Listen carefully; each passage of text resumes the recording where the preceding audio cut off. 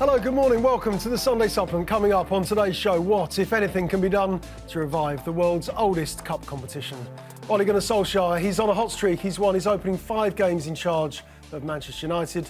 And Fabregas, he waves farewell to English football after playing more than 500 games for Chelsea and Arsenal. Saying hi to us this morning, Rob Draper is the chief football writer with The Mail on Sunday. Jonathan Liew is the chief sports writer at The Independent. And James Ducker is the Northern football correspondent with the Daily Telegraph. Morning, guys. Thanks very much for joining us this morning. Don't forget to tweet the show at Sunday Sup. The best will appear on screen over the next 90 minutes. OK, let's have a look at the papers. Some of them reflecting on yesterday's FA Cup glory.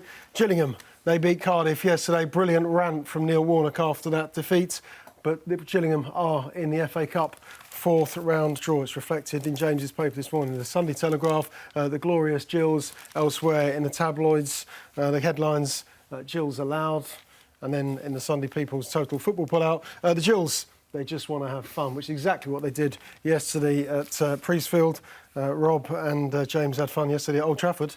So did Ole Gunnar Solskjær. Another win for him. It's Judgment Day, though, next weekend when Manchester United travel to Wembley to play Tottenham in the Premier League. But they did win yesterday in the FA Cup against Reading. Back of the Sun this morning, it's the game of drones. Great headline, this. Great story, because Pep Guardiola is teaching his coaching staff to fly drones at Manchester City's Etihad campus to keep an eye on his players while they're training. We'll come on to Man City in part 4 of today's programme and their win over Liverpool in the Premier League on Thursday night. Sunday Mirror, you'll cop the title, Jurgen. This is Louis van Gaal talking to the Sunday Mirror this morning. I'm not sure what he knows about winning titles in England, but there we go. We'll talk about that later. The Sunday Express, transfer story as ever. Chelsea in for Edinson Cavani, £50 million, a cool £50 million. We'll get on to Chelsea transfers a little bit later on. But first of all, let's talk about the FA Cup, because much talk about it in the build-up to Friday's game between Tranmere and Tottenham. Yesterday's FA Cup 3rd round ties staggered all over the place for television around the world, Rob. You went to Manchester United yesterday, though. I'll ask these questions to all the guys this morning. But when you woke up yesterday morning, did you have that knot in your stomach? It's the FA Cup 3rd round, the world's oldest competition, the history, the romance of that competition. Did you feel it yesterday morning? Personally, no. I don't feel it, and I suppose if you're going to a game like Manchester United, you're anticipating what the result's going to be, and the story's more about Manchester United and where they are, Ole Gunnar Solskjær, which I know we'll talk about later. But I'm not too bleak about the FA Cup. It's clearly changed, but I've been in this industry about 25 years, and for 25 years we've been talking about what's happened to the FA Cup. I mean, this is not sort of happened in the last 5-10 years. It's slowly been eroded, obviously, by the Premier League. I just think that's the nature of competitions. They change over time. That, you know, the boat race was really important sort of 60, 70 years ago. It's not as important now. You know, there are many things that change. It's evolved with, obviously, the Champions League becoming a super tournament and the Premier League becoming a great tournament. And it all depends on perspective. If you woke up in Gillingham, if you woke up in Bristol City, Portsmouth, and you're asking them, do you feel the magic of the cup? Absolutely, they do. I love it when recent years I've been to places like Exeter and Wimbledon, to tell those slightly different stories. It's a slight change of pace in the football season where we do focus on more grassroots. Clearly, for the Premier League clubs, it's not as important. Clearly, coming after such an epic Premier League showdown, it feels like a bit of a come down. But I don't mind all that. I don't feel it needs to feel absolutely special for absolutely everyone every time it comes around. It's special for some people, it's special for certain clubs, it's special for the clubs who get the shocks, and it's special at the end of the season for the club who wins it, and that's enough for me. It's evolved, it's moved on. Do we get misty-eyed and nostalgic? I did have a little knot in my stomach yesterday morning, actually. Fortunately, it was indigestion, so I had a couple of tablets and it was OK in the end. I think, people, like Rob said, people have been talking about the decline of the FA Cup for 20, 30, 40 years. And the very nature of a cup competition is that it's not going to be brilliant every week. I think there's this sort of weird drive to change the FA Cup and always be sort of innovating and coming up with new suggestions to save it. And essentially, in so doing, put it exactly back to the way it was when they were a kid. There's a sort of there's a weird. We've got to keep it the same by changing everything. And I think it's fine. Just leave it as it is. I'll say this. Last season's FA Cup final, I think, got 8.7 million viewers on TV, and people talk about a lot of the fixtures being moved. It's part of this overseas broadcast deal that is worth $1 billion, I think, according to some reports, over 6 years. So if this is the FA Cup in decline, then I think a lot of domestic cup competitions around the world would love a bit of that. I think the FA Cup's actually produced some really good moments in the last couple of seasons. I mean, I think to sort of Sutton getting to the 5th round, I think Lincoln and Millwall got to the quarter-finals recently, didn't they? I mean, Wigan beat three Premier League teams, including Manchester City, sort of amassed 100 points last season.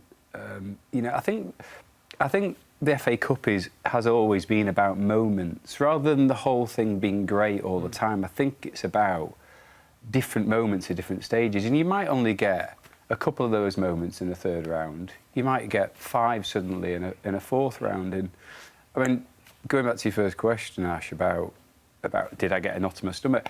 I didn't, but that was because it was Manchester United Reading. It was a bit of a lukewarm draw. I didn't feel any different about that than I did, say, United Fulham a few weeks earlier in the Premier League. I mean, it might have been very different if it was, United against, the bottom team in League Two. I mean, that would be different. And, Rob mentioned before, I remember Exeter and the Burtons coming to Old Trafford and getting good results, and it being great talking points. So, the results often sort of determine those. And I think, I mean, Jonathan makes a good point. I think, we want to see the sort of tournament as being brilliant as a whole all the time, and it just doesn't work like that. The Premier League doesn't work like that. We get weekends when, there's a lot of drab games. You might get that in the FA Cup.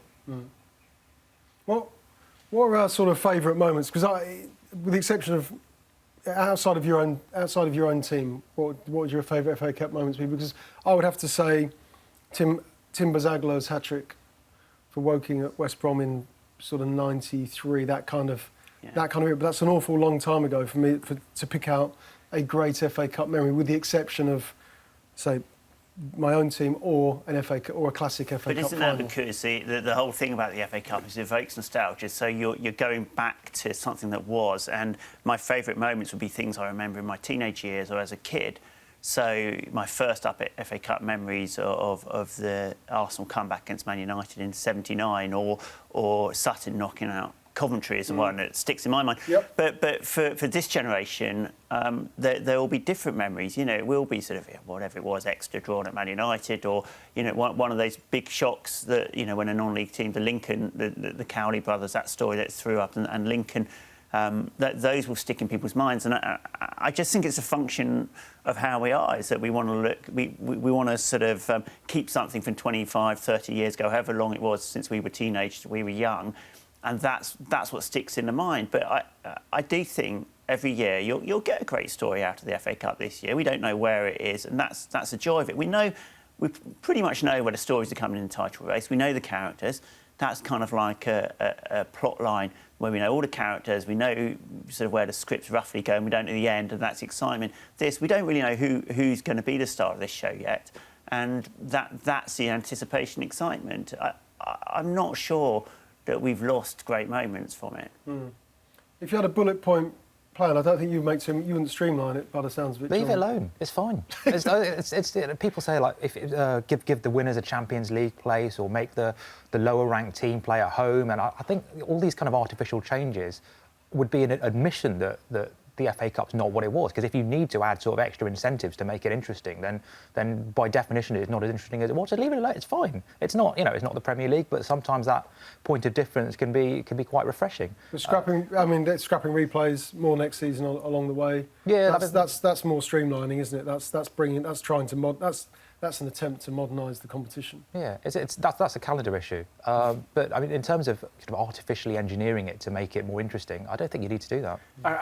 I mean, Newcastle yesterday, they draw. They've now got a replay, which is the last thing Rafa Benitez wanted.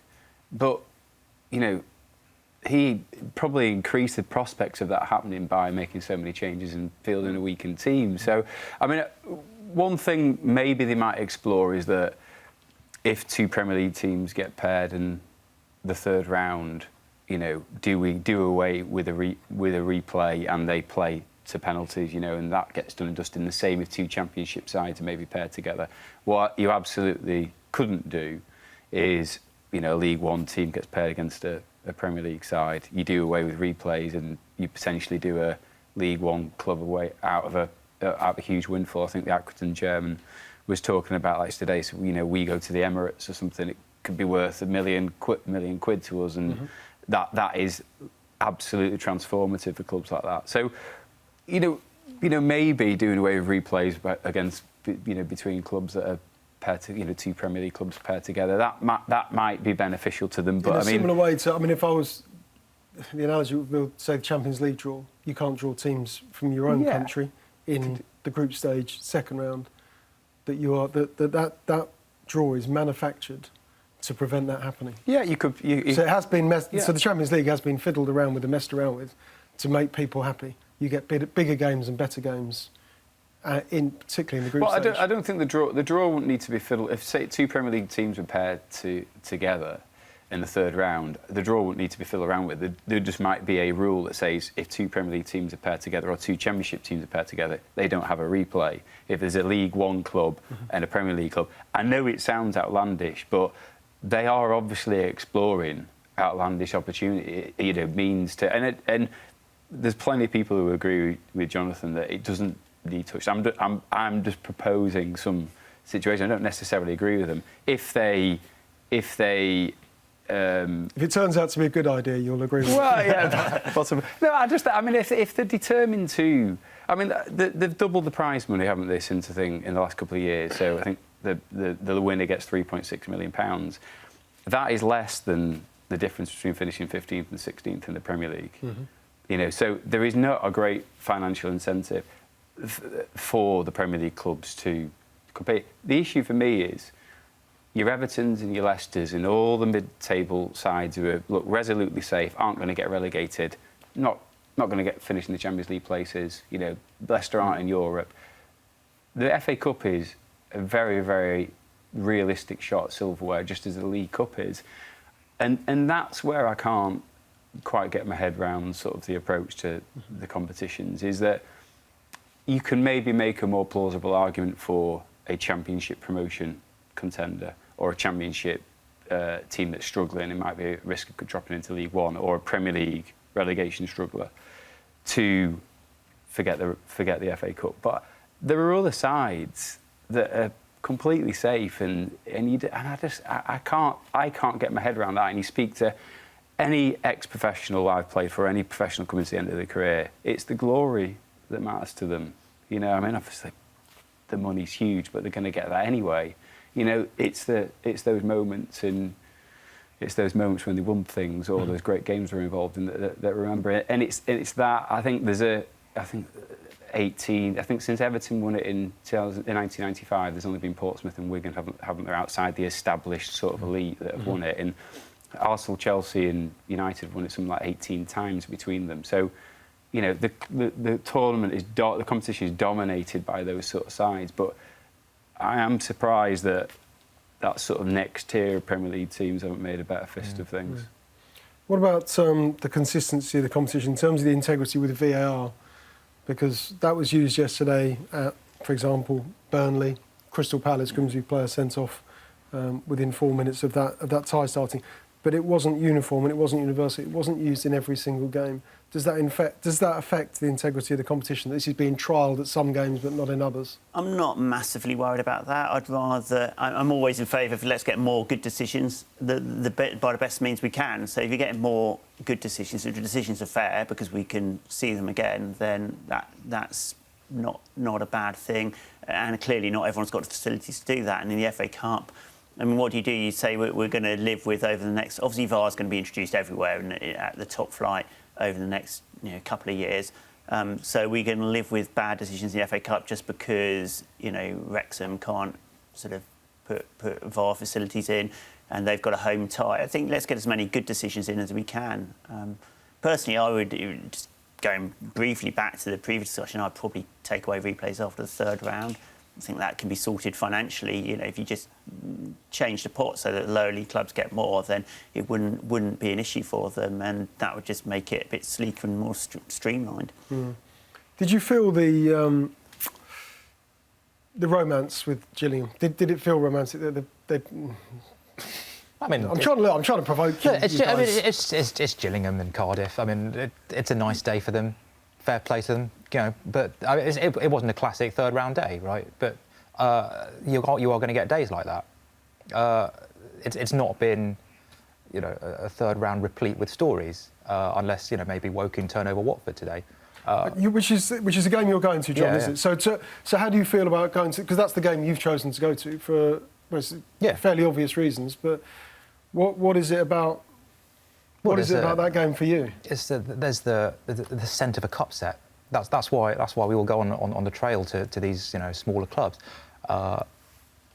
They probably won't do it, but that's kind of the beauty of it. Watford will probably win 4-0. But if you're there when Woking, who are in the sixth tier, not even the conference, you know, the sixth tier, turn over Watford, a Premier League side, that's a huge story, and that's something that you're going to remember for a long time. I was at Burnley against Lincoln last season when you know, non-league side goes to a Premier League side and wins. It's an incredible story.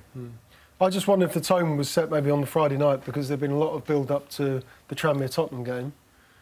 I think, could they?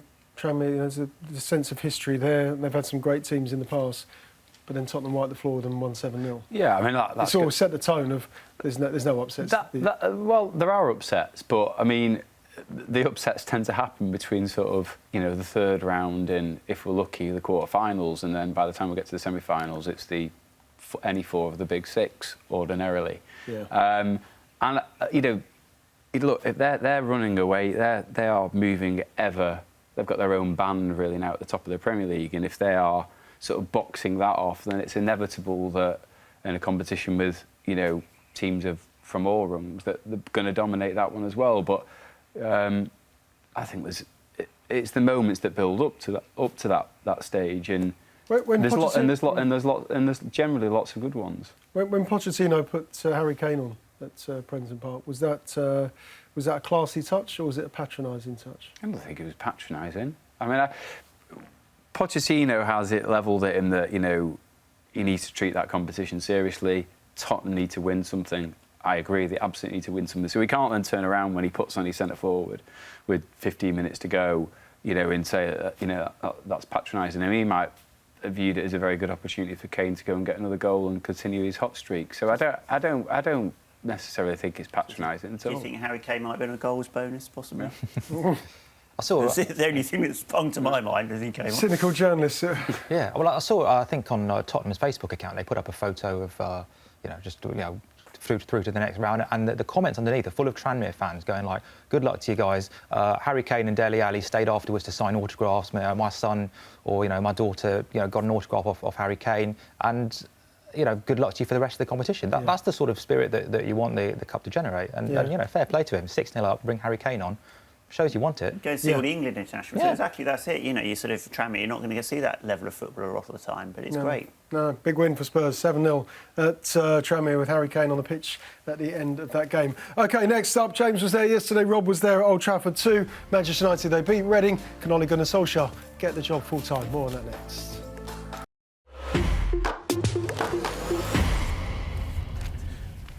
Welcome back. OK, let's talk Manchester United now. They won in the FA Cup yesterday. It's 5 wins in a row now for Ole Gunnar Solskjær as the caretaker manager, James, at Old Trafford.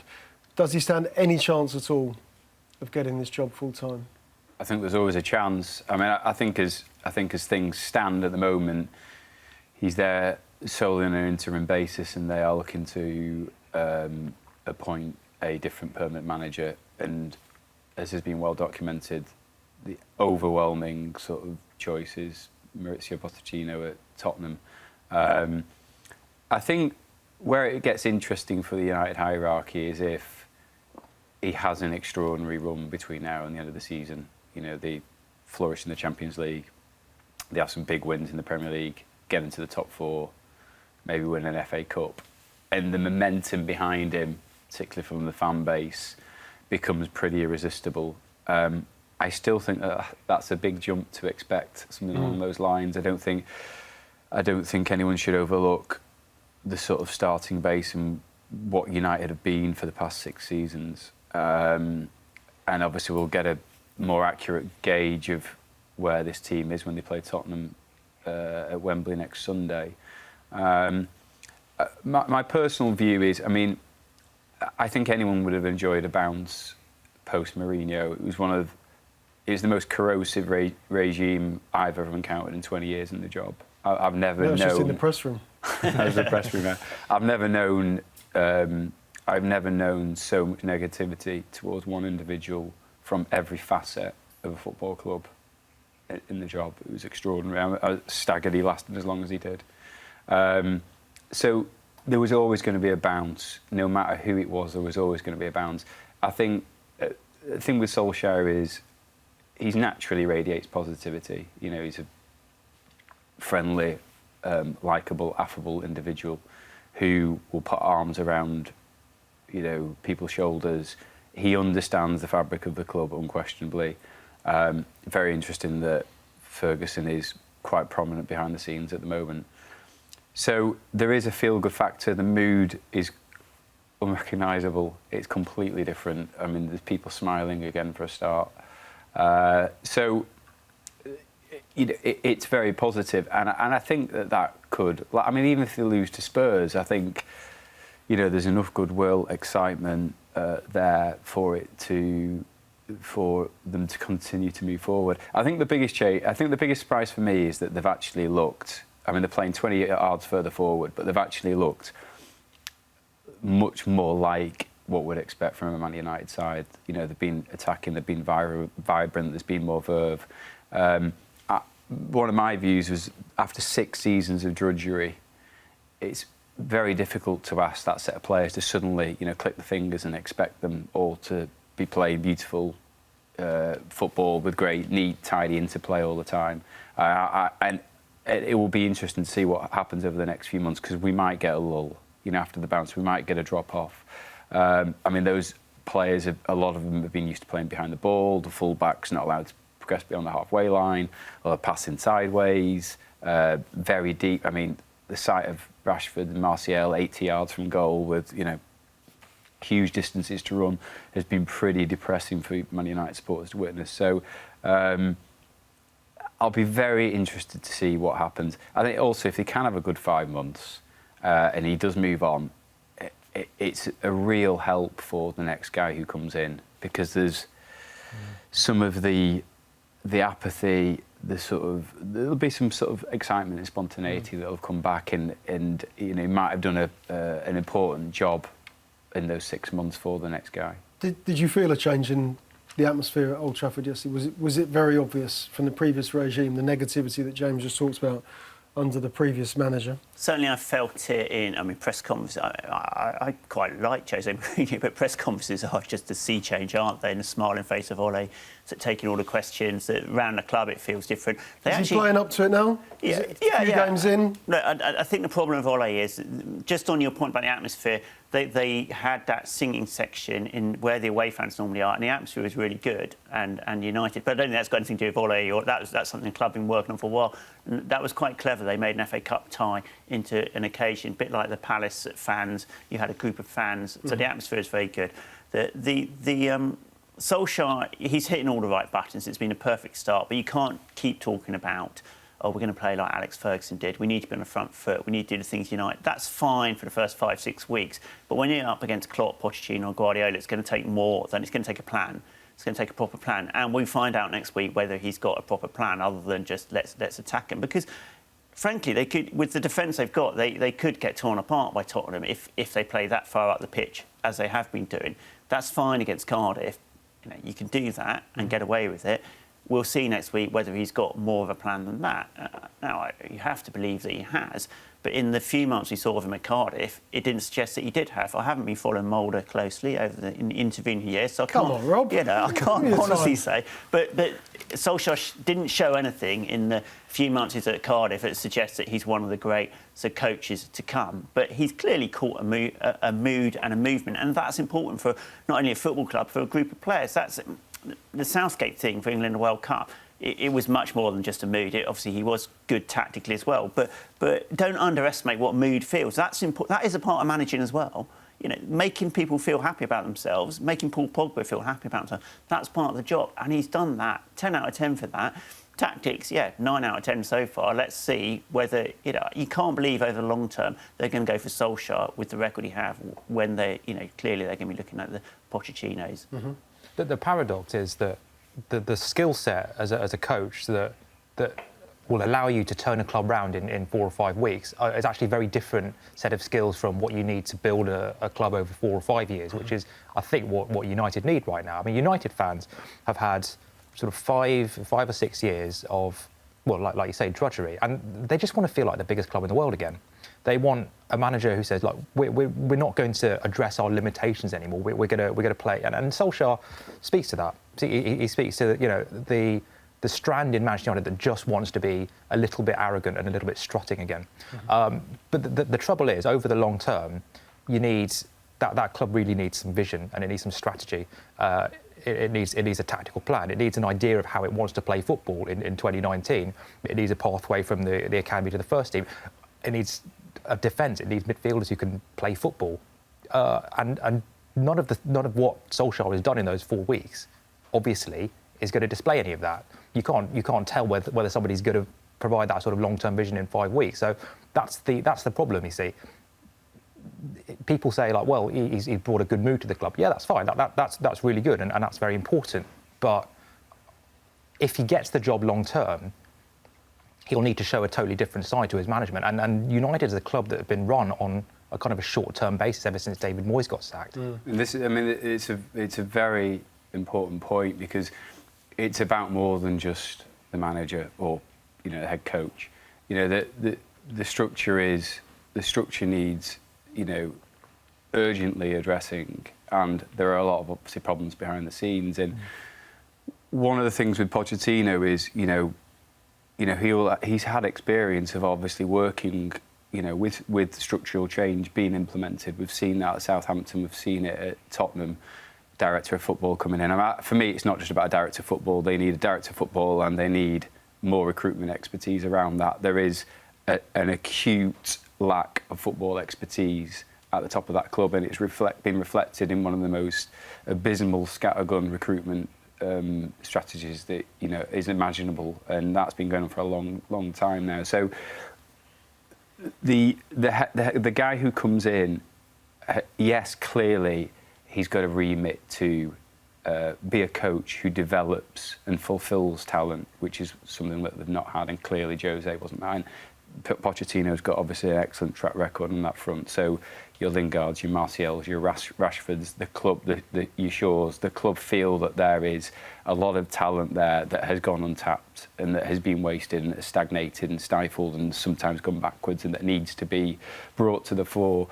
But there has to be much wider sort of thinking internally, so that there is a short, medium and long-term vision, and clearly obviously the manager needs to buy into that. And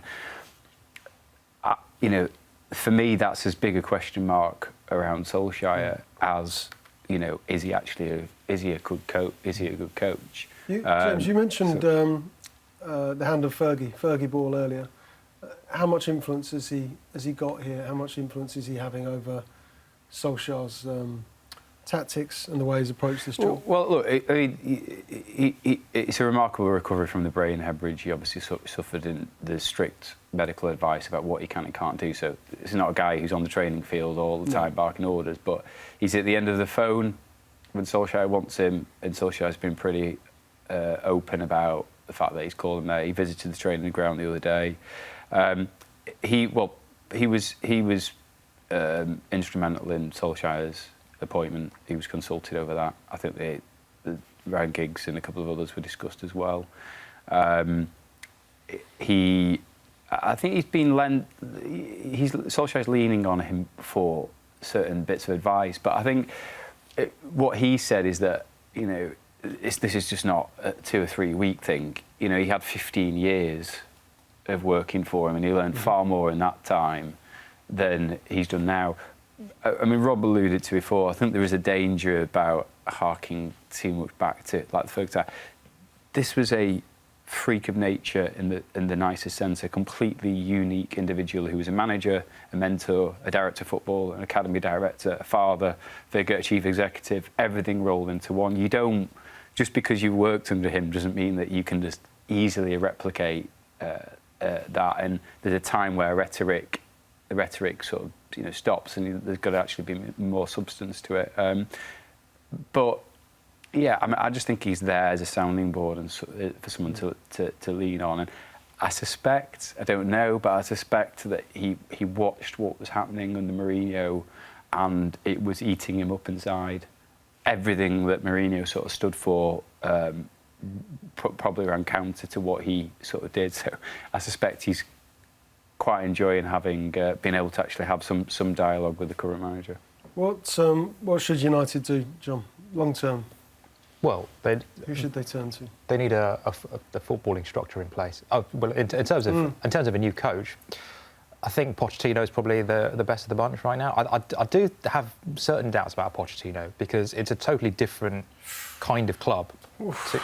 You and Jeremy Cross. Well, Jeremy Cross says he's got to win a trophy. Yeah, me and Jeremy Cross obviously share a huge amount of characteristics on and off the field. But yeah, it's a totally different kind of club. What Pochettino enjoys at Tottenham, which is something that very few managers anywhere else in the Premier League enjoy, is almost total control. Not just over playing strategy, but also kind of the mood of the place is totally run on what Pochettino's mood is. United is like all sort of super clubs, if we want to call them, it's much more of a political beast. He's got to deal with Ed Woodward. He's got to deal with a vast and global and very complex fan base, expectations, historical weight. And I'm not saying he doesn't deal with that. He's not going to deal with that because he's obviously a fantastic coach. But it's a totally different challenge for him. I mean, that said, he's probably the best coach available right now. Yeah, I'm not so sure. I think United's problem has been that they've invested far too much responsibility in one individual. They want Fergie back. Yeah, I think they've been. I think the problem started with the fact that the succession planning to Ferguson was largely non-existent, and it was more about trying to keep his retirement under wraps than actually plotting strategically for the future. But the problem is, in this day and age, when you invest so much responsibility in one individual, and that individual's philosophy fundamentally does not chime with your own, either from a playing point of view or in terms from a recruitment point of view, you've got fundamental problems there. They really need to defer power, and I think that's all the more important when you look at the prices involved in transfers now. In the past, a right back might cost you £7 million. Doesn't work out, you can go and get another. Now, a high quality right back costs you £50 million. You can't make that mistake 3 times over, even a club of United's financial power. And everyone talks about how much money they make. They are hemorrhaging so much money on the first team that other areas of the club have suffered as a consequence, and there hasn't been the money to invest in different areas. And the Glazers, this is the element that surprises me, is that the bottom line matters greatly to them, and they're obviously looking at it, and all this money's going out and out and out, and actually they're not cultivating the talent they're spending all this money on. And you think they'd be like, well, hang on a minute, don't we need to get the right people in to ensure that we do spend our money better, and that when those players do come in, they are developed? So it's just been a vicious circle, really, and we're at the point now where they have to get this right. If they don't, there's a big catch up to be made to the Liverpools and Manchester Cities. If they get this wrong, you do wonder how long it's going to take before they get back to the top table. OK, we'll see if they do get there. Manchester United yet to make a full-time appointment as successor to Jose Mourinho. But Ole Gunnar Solskjær is doing pretty good so far, 5 successive wins. OK, next up, we're going to talk about Cesc Fabregas. His farewell to English football.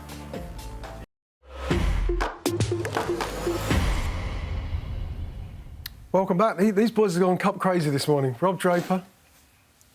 No, Jonathan Liew. Still can't convince them. John Liew and James Ducker with us this morning. Let's just remind you what is in the papers, and they really have gone crazy for Gillingham this morning. The broken Bluebirds, Gillingham beating Cardiff yesterday at Priestfield. Spectacular outbursts afterwards by Neil Warnock. We'll talk about that a bit later on. The Glorious Gills in the Sunday Telegraph this morning. They've made it onto the front page of the Sunday Times as well. Elsewhere, the boys were at Old Trafford yesterday. See Manchester United beat Reading 2-0. All very, very straightforward from Judgment Day, though. Next weekend, next Sunday, Tottenham play Manchester United at Wembley Stadium. The Game of Drones, great story, this one, back of the sun. Manchester City exclusive. Pep getting his training ground staff, his coaching staff, trained up as pilots, drone pilots, to film training at Manchester City. You can keep an eye on them from overhead. The Sunday Mirror this morning, you'll cop the title, Jurgen. This is Louis van Gaal talking about Liverpool. Suffered their first defeat in the Premier League this season, of course, against Manchester City on Thursday night. Finally, Sunday Express with a transfer story. Chelsea in for £50 million. Edinson Cavani. We'll talk about Chelsea now as well, John, because it was, we believe, Cesc Fabregas' farewell yesterday. Lots of tears at Stamford Bridge. Captained the team, his last appearance in English football as a Chelsea player. When we look at his body of work, how will we remember Cesc Fabregas in English football?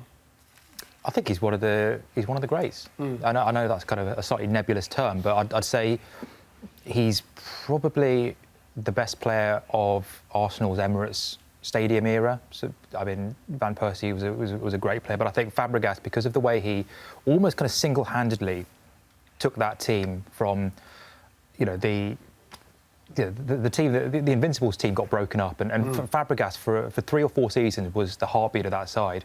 And I think because he's 31 now and he's been around for a while, people forget just how startling it was for an 18 or 19-year-old kid to be running a Premier League midfield. I thought you were going to say throwing a pizza around. yeah. Well, that was He was good at that. Yeah, he was good at that. Allegedly. I know. Did he admit it? I think he did admit it finally. Yeah. Cheeky scamp. He was not. He was quicker than people remember, actually, and he was dynamic. He could pass. He could tackle. He was one of the great Premier League generals, midfield generals of that era, and the fact that he was 19 or 20, it was really kind of astonishing. And I don't think when he came back after being at Barcelona, he was never quite the same player. And he won a couple of Premier Leagues with Chelsea, but not as a pivotal player. And I think when we remember Fabregas, it'll be that sort of 2006 to 2010 kind of period where he was genuinely a player that could challenge to be one of the best in the world at his position. You would have watched him from afar, James, because when I think back to the classic sort of confrontation between Manchester clubs and Arsenal, I always think of, naturally, Keane and Patrick Vieira. But John just said, this is a guy who emerged as an Arsenal footballer, and what Vieira left behind, beyond the Invincibles, that Fabregas came in that 2004 season, that he became such a huge influence in a very different Arsenal side. Yeah, what I liked about Fabregas was, obviously a lovely, creative ball player, but who played central midfield and could handle the physicality that comes with it, and wasn't afraid to put a foot in and do some of the dirty stuff. And we were obviously talking about off air. He when he wanted. I mean, obviously we talked about the battle of the buffet, but I mean he had that darker sort of side to him as well. And I think to truly sort of thrive in that part of the pitch, for the best teams, particularly in that competition, you need that. And I mean, we look now, don't we, at like the David Silvas and the Bernardo Silvas, sort of, quite slight, sort of, but terrifically creative players who are played centrally, because you want to get your best ball players in the middle of the park where they can influence the game as much. Fabregas was absolutely, that player who was a bit of a precursor to it, really. And obviously on the continent it's been different, but in England we've often had our powerhouses in central midfields, you know, your Keanes and your Vieiras and all that sort of thing. And your Fabregases and your Scholeses were different, and they were all the better for it. Jonathan mentioned, what struck me was, I think he was 16, wasn't he, when he made his Arsenal debut? 16 into central midfield in the Premier League and looking resolutely at home very quickly. And then by 18, 19, being a major influence. I mean, there are very few players that have done that. Very few players. And you know, you've had your Rooneys and things like that have played up front, but to play central midfield and do that, I think takes some doing. And I think that it's that for me which will always sort of make him quite a special player from an English perspective. You enjoyed watching him as well, didn't you, Rob? Love watching him. One of my favourite players. I would say changed English football in two ways. So, funny, Giaggio at Ashton has spotted him playing for Barcelona, realised he was running out of contract. Steve Rowley went over there, watched him for 10 minutes, said, we're having him. Got him in at obviously 16. And that opened the floodgates. All the clubs, when Fabregas came in, they're thinking, we've got to go to Barcelona, we've got to go to Real Madrid. And most of them were failures. You forget, because Fabregas was so good, everyone thought for about 10 years that was a model. Yeah, go and sign up all the Barcelona players at 16. And you got people like Makeda at Manchester United, didn't you? And most of them, dislocated from their culture and their city, couldn't progress as teenagers. And that influenced Premier League recruitment for about 10 years. And it took about 10 years for people to realise, oh no, it's Fabregas who is special. It's not the model that works. It's Fabregas being brilliant. And also, moving to a different country, a different culture. I know Catalan's pretty open and he was a pretty urbane kind of kid, but that was, not to be underestimated. Secondly, 15 years ago, we were all talking, we remember having conversations with Wenger about this. Football was all moving towards power. It's going to be big midfielders.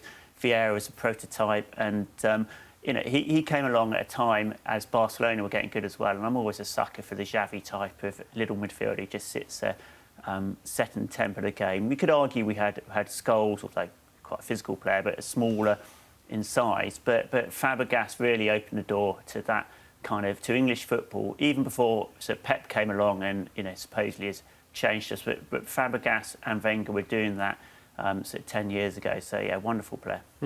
Is he up there with when we think of the top tier of Giggs, Bergkamp, Rooney? Does he belong in that category?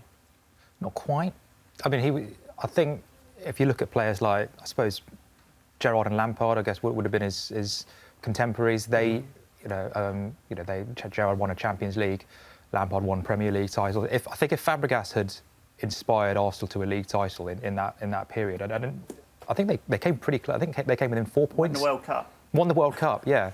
But I mean, as a Premier League player, in Premier League context. Yeah. I think he's just slightly off the top tier. But like you say, for a trophy haul, 2 Premier Leagues, 2 FA Cups, World Cup, La Liga, Euros, it's not a bad body of work. He inspired him at Chelsea, didn't he? He was a real driving force, wasn't he, in that, was it 14-15 win? I mean, him and Costa, I think I'm missing someone else, were very influential in that. Yep. Also, in Conte's title win, it looked like he'd been frozen out first half season, and just his sheer relentlessness got himself back in the side, and he turned, in the last third of the season, he was important and pivotal. Yeah.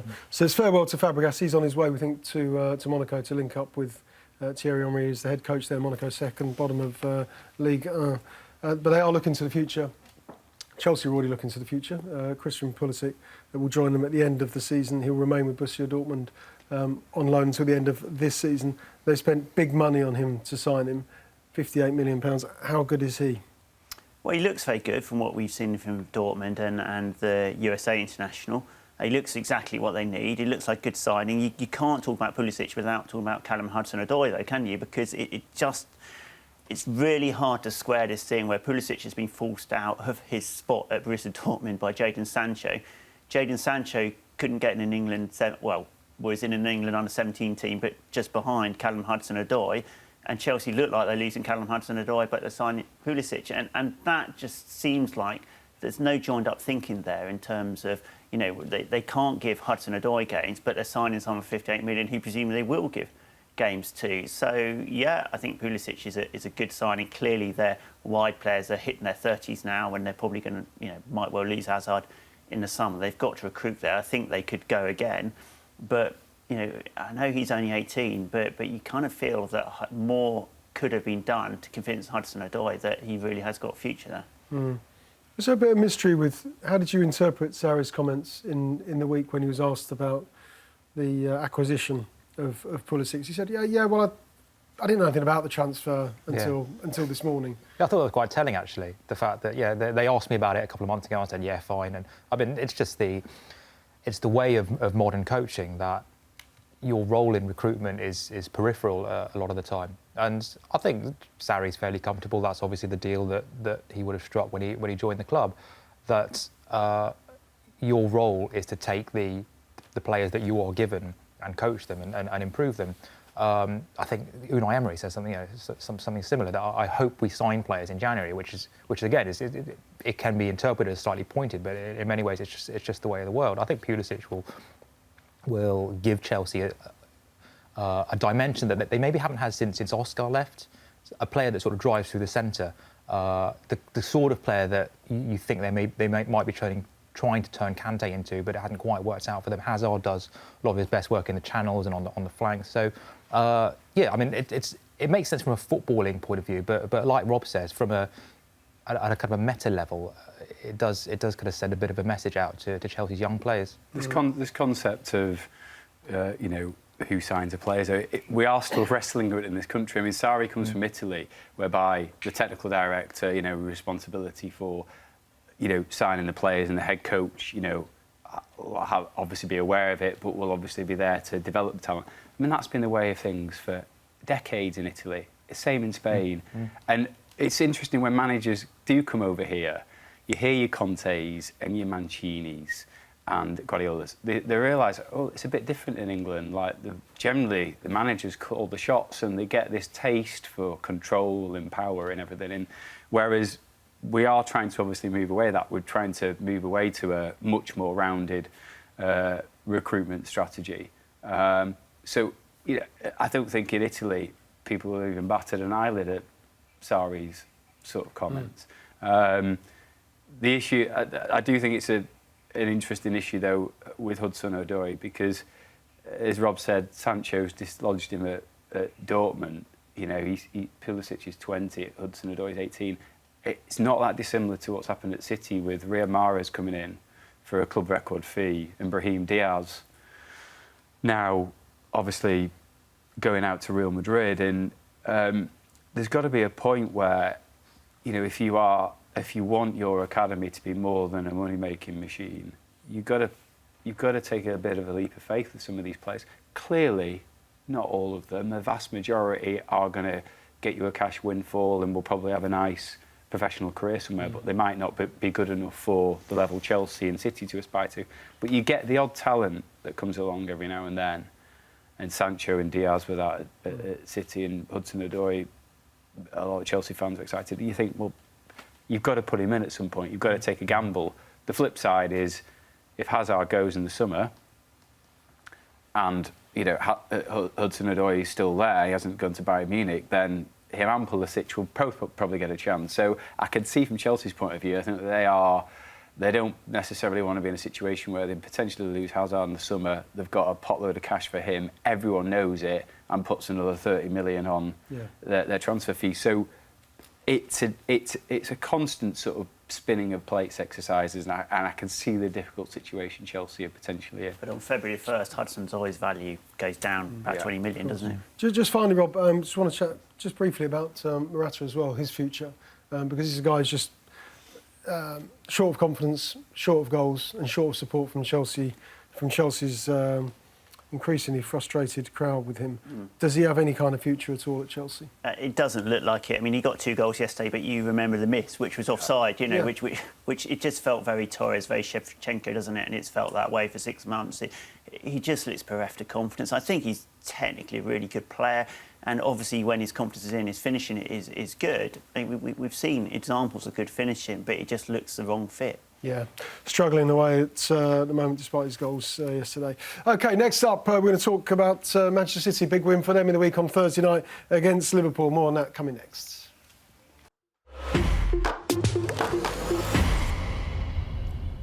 OK, it was such a big game on Thursday night at the Etihad that we should spend a little bit of time reflecting on Manchester City's 2-1 victory over Liverpool, John. Back page of the Mirror this morning, Louis van Gaal saying that Liverpool will still go on to win the title despite their first setback of the season in the Premier League.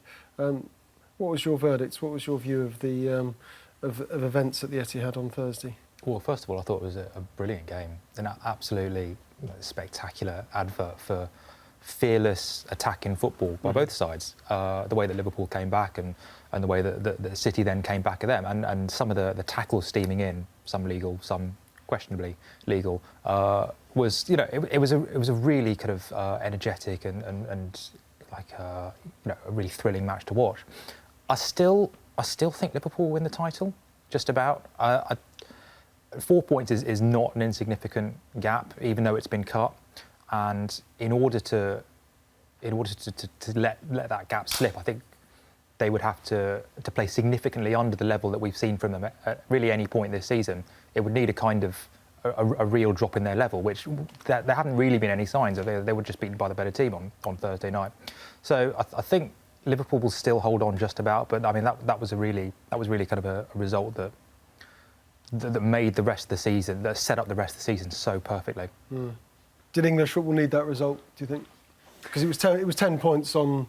Yeah, I mean... It's going to the Manchester City beat Southampton away, then obviously they would keep it down on Thursday. I'm in probably the real minority who thought that even if City had lost that, it wouldn't have been over. I just think City are that good, and Liverpool are going to be entering into uncharted territory. But clearly, obviously, it sets it up beautifully for the second half of the season. 4 points. I mean, that can change. That can change very quickly. For me, what's interesting is City's sort of remarkable title success last season was founded on that midfield trio of Fernandinho, De Bruyne, and David Silva. They have not started a Premier League game together as a three this season. I think they started 16 of 21 games last season. To be within 4 points of Liverpool, and a Liverpool who have been absolutely fantastic and for whom everything has gone to plan, it takes some doing, particularly when you factor in that they've lost Mendy yet again and they've had to improvise at left back, and it hasn't worked out this year with Delph and Zinchenko like it did last season, and Aguero missed 5 games in November and December. There is not a single team in the Premier League that could cope with that, bar City. And this is going to be the interesting thing. If Salah ends up with a niggle and is out for 3 or 4 weeks, or particularly Van Dijk gets a red card, or gets a tweak and is out for 3 or 4 weeks, I'll be very interested to see how Liverpool cope with that. I mean, they are fundamental pillars of that side. Silva, Fernandinho, Aguero, De Bruyne are incredibly important City, and yet somehow they are still sort of fighting a very, very good fight despite that time. So that's going to be interesting for me. And also, an enormous amount is talked about the mental pressure of, and we as journalists love to talk about it, don't we? But it is true, you enter into March and April and things, and the pressure does funny things to it. I mean, Liverpool have experienced that themselves. I mean, even Ferguson's United sides, who had got over the line so many times, more times than anyone, they had an 8-point lead with 16 games to go in 2012 and blew it. Funny things can happen in. Liverpool are going to face an immediate challenge, obviously, in how they respond to the first defeat of the season. I mean, I expect it's going to be very, very tight. I don't expect either team to sort of lose many points, but it was good for those of us who want a nip and tuck title race that City won. And we've got that. We definitely have. I think City will win it. I think they've overhauled them, but I have to say I was almost more impressed with Liverpool on Thursday. I think for 2 reasons. Once, there's a stat that Pep Guardiola in a league game has never been out-possessioned in a home game. In a home never game, that's happened. right, yeah. In Barcelona, and they did that. He had to change his style. He's always said he wouldn't change. I think they significantly changed. They were less passing, less worried about passing. He was Paul Hayward actually asked him about that in the press conference. He said, you changed. And Pep was quite... None. He said, that's what he said, didn't he? Yeah, but I mean, he did. Was Pep playing the game there? OK, Pep's a missionary, so he's a zealot. He will never admit that he's changed. But you can look at the stats. The stats show you that they changed, or they weren't playing to the game plan then, because if you look one at, or the other. Yeah, exactly. If you look at how often they were losing possession in central and attacking areas, they took many more risks with possession than they normally would. They did what Klopp did to them. So Klopp's completely changed the game for Pep. Klopp's got a plan. He's exposed some of the weaknesses in Pep's side, and Pep's had to respond to that, and he did that. Why I was impressed with Liverpool was you knew this was coming. The wins of last season they're a bit like, oh, where did that come from? But now City are forewarned, forearmed. They came in with a plan, and Liverpool still caused them loads and loads of problems. And but for the margin of a goal line or a decision here and there, probably if Joe Gomez plays instead of Lovren, they come out with a point and in the box seat. So I think it's going to be really thrilling, go to the end. I think City, with De Bruyne coming back in February, probably are the better side. They've got the depth that City have got, the financial advantage that they've got as well. I know Liverpool spent a lot this summer, but in terms of the wage bill, there's still City are way ahead. They ought to be winning this league comfortably, and I think they will win it. Not comfortably, but I think they probably will. But I'm really, really impressed with how Klopp and Liverpool I think will run them really close. Yeah, they're still ahead, of course, despite that defeat against City on Thursday. We need to tie up a few transfers because these sides have been pretty busy, or they are going to be busy. Manchester City with Brahim Diaz, which you've written about this morning, and I want to talk about Dominic Solanke in a moment as well, on his way to Bournemouth, and Neil Warnock's outburst about Nathaniel Clyne choosing to join Bournemouth instead of Cardiff City. But just talk us through Diaz and the move to Real Madrid and the what seems to be a Manchester United clause that's been inserted into the contract. Manchester United tax I've referred to it. So Diaz is a 19-year-old Spain under-21 international attacking midfielder. He got 6 months left on his contract. Dissatisfied really with the amount of playing time he's got, shortage of first-team opportunities. He's still to start a Premier League game. And I think the prospect of return to Real Madrid was too great for him. I think particularly when Mahrez came in last summer, I think that was the straw that broke the camel's back for Diaz. I mean, interestingly, he's represented by Pep Guardiola's brother, Per, and yet that's still not been enough to persuade him to stay. But so he's going to Real Madrid. They're going to pay an initial $15.5 million, rising to 22, depending on the player's success there. But what's quite interesting in that is there's a 15% sell-on fee should Real Madrid sell him in the future for every other club.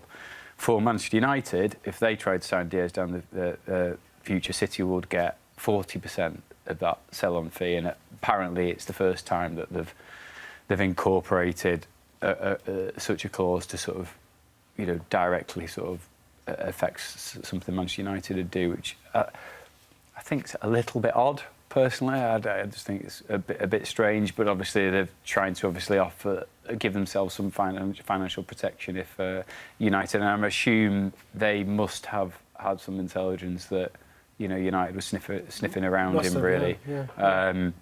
But I think Diaz came from Malaga. He's Spanish. I think fundamentally he did want to go to Spain. But do you have any discomfort at all, James, that you just said that the player is represented by Pep Guardiola's brother, Per? Well, I mean, it's not worked in their favour, has it? It's actually worked. I mean, they're getting a lot of money. These brothers are about to pocket a lot of money. Yeah. Based on the figures in this transfer, 5-10%, whatever. Whatever deal he struck with Real Madrid. The bigger issue for me is not specifically his representation of Diaz. He's an agent. It's the fact that he co-owns Girona with the City Football Group, Manchester City's parent company. That's the bigger sort of issue for me. There's a whole entangled web there that I think has obviously been looked at and has caused some discomfort in Spain. But because what's the purpose of that? Well, City have obviously got a stable of clubs all over the world now, and it's somewhere that they can actually put their players into loan. They can obviously loan players out, and they hope that those clubs will play in a relatively sort of similar style. It offers them, particularly in Uruguay and other parts of the world, it offers them a a sort of an intelligence on the ground, so from a scouting perspective. And then clearly, obviously, as well, is they've obviously created this umbrella and lots of money's diverted in lots of different directions. And it's part of a whole financial sort of master plan, really. I mean, obviously, City's finances are under great scrutiny at the moment. I think UEFA's chief financial investigator said this week that it's confirmed that if City are found to have breached financial fair play rules, then the heaviest punishment could await them, which is expulsion from the Champions League next season. Sure. So, I mean, it's an interesting one. One of the bigger issues for Diaz is Diaz, Sancho, Phil Foden, held up by the chairman, the City chairman, as the sort of the holy trinity, the great shining example of their academy, the ones that could maybe make the first team. 2 of those 3 have now left. It places a huge pressure on City to get Foden into that first team. Yeah, OK. I've been promising we'd talk about Neil Warnock and his outburst about Nathaniel Clyne for a long time in this programme. We finally got there. Did Nathaniel Clyne, who Neil helpfully pointed out yesterday that he gave his debut back in the day at Crystal Palace, did Nathaniel Clyne and Liverpool owe Neil Warnock a phone call to tell him that actually the guy's changed his mind, he's off to Bournemouth on loan? Well, maybe as a courtesy. I suppose that the way the business works, we all know that transfers and especially during the January window, they can spin on a sixpence. They're changing it in a matter of minutes. Yeah. So occasionally, teams are going to get left out of the loop, and you just got to deal with it. I think Warnock going on about Clyne after a big FA Cup defeat smacks a little bit of misdirection. And the fact that Gillingham are plastered all over the back pages suggests it hadn't really worked. There's another player on his way out of Liverpool as well, which is Dominic Solanke. He's joining Bournemouth, £19 million. Is this another big gamble by Eddie Howe? It is. They've spent some big money on players. Nathan Ake, you could argue, has come relatively good. Other ones, Jordan Ibe didn't or hasn't really sort of kicked on. And I think, obviously the money they've paid to Liverpool players was part of the scrutiny of that fee. And I think he's the 3rd most expensive English striker, isn't he? Which seems extraordinary for somebody who started. So, personally, you really, really hope it works for him, because here's a guy who at 16, 17, everyone said is absolutely superb. He got frozen out when he wouldn't sign it. He was frozen out in his last year at Chelsea. He didn't really get to play. Went off to Liverpool, which didn't seem like the smartest move, because obviously opportunities were going to be tough there. He probably would have been better going to Bournemouth straight away and playing for a couple of years. I hope it works for him. He's got a coach who should make it work for him, who believes in young players. So good luck to him. Yeah, good luck to Dom Solanke, who's just joined Bournemouth for £90 million from Liverpool. OK, next up, we're going to talk about the Carabao Cup. It's the semi-finals next week. Manchester City host Burton, and Tottenham, they're at home to Chelsea. More on that next.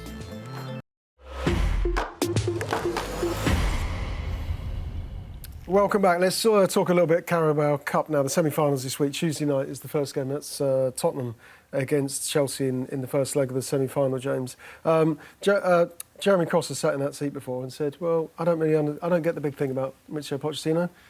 Football's great. He's never won a trophy. And we're back to that question here. How important is this competition for Pochettino? Got to a League Cup final his first season as a Tottenham manager and lost it against Chelsea. But does he need to crack it? He does need to get over the line. I mean, he's been... I mean, what he's done with Tottenham is... Tottenham shouldn't be in the picture, I don't think, really. You actually look at what they spent, look at the wage bills compared to the rest. He's brought so many players up to a terrific level. He's done a brilliant job. But a team and a manager do need to prove that they can get over the line. And, I've spoken to a lot of players who've won trophies about this, and I think it's really interesting about, does winning a cup and getting over the line there, does it help in terms of, the bigger plan of we're trying to win the Premier League or trying to win the Champions League, and they all almost uniformly say that it imbues both the team and the individual with the belief that they are able to deliver, they are able to get over that line and cross it and get that taste, that sweet taste of silverware. And once you get it, you don't want to let it go. You want more and more of it.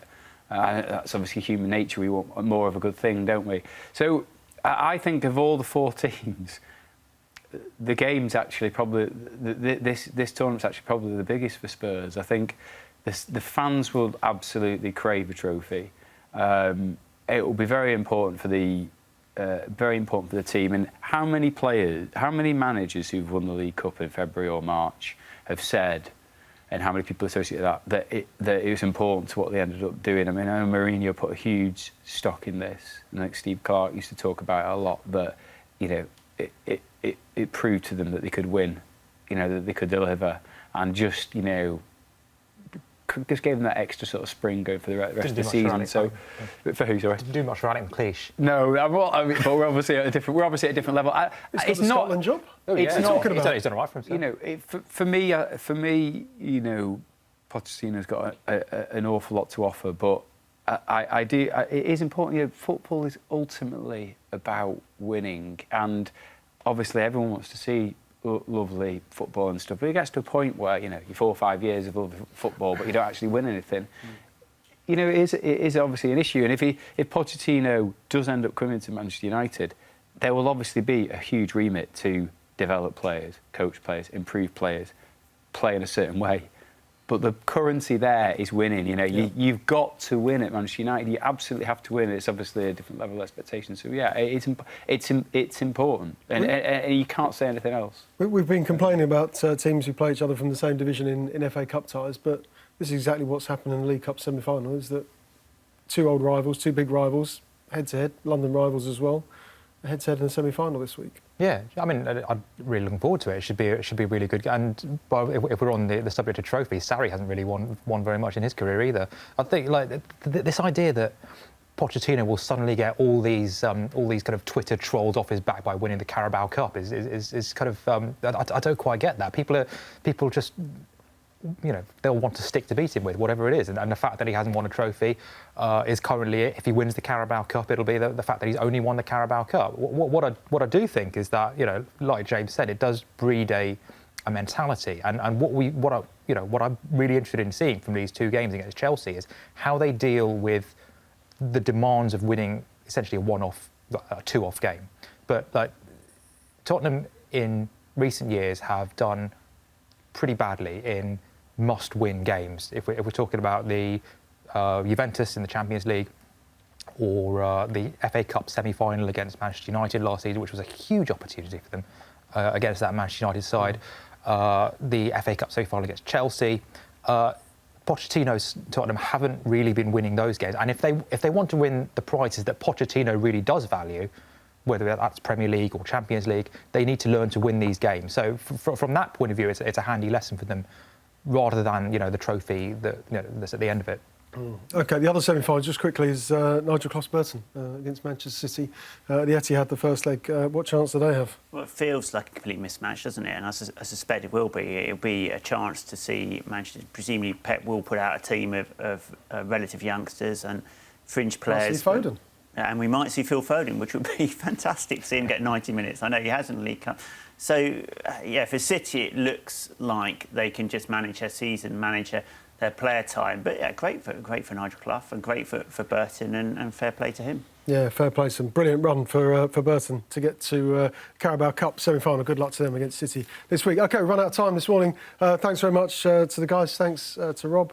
Thanks to John. And thanks to James. We'll see you again very soon.